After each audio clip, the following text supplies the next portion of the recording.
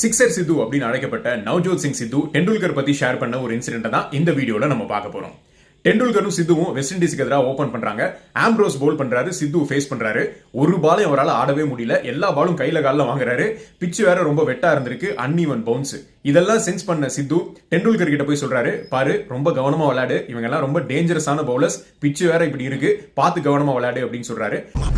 நம்மள சுத்தி நிக்கிறானுங்களே இவனுக்கு பூரா கொலகாரனுங்க, நீ ஒண்ணும் பயப்படாத, என்ன எப்படியாச்சும் காப்பாத்துற. டெண்டுல்கர் ரொம்ப கூலா விளையாடலாம் அப்படின்னு சொல்றாரு. என்னப்பா அது சின்ன பையன் ஆர்வமா இருக்கான் போல, சரி ஓகே நம்ம காஷனுக்கு சொல்லிட்டோம், இனி அவன் பாடு அப்படிங்கிற மாதிரி அடுத்த எண்டில் போய் நிக்கிறாரு சித்து. அடுத்த ஒரு போல் பண்ண இயன் பிஷப் வராரு. ஃபர்ஸ்ட் பாலே பீமர், எங்கேயும் பிச் ஆகாம நேரா டெண்டுல்கரோட நெஞ்சுக்கே வருது. அவர் அதை டிஃபெண்ட் பண்றாரு. அடுத்த பாலும் ஒரு மாதிரி அன்இவன் பவுன்ஸ், அதையும் டிஃபெண்ட் பண்றாரு. அதுக்கு அடுத்த பால் ஃபிளிக்ல ஒரு 4 அடிக்கிறாரு. ரைட்டு, ஓரளவுக்கு ரிதம் நமக்கு செட் ஆகுது அப்படின்னு டெண்டுல்கர் ஃபீல் பண்றாரு.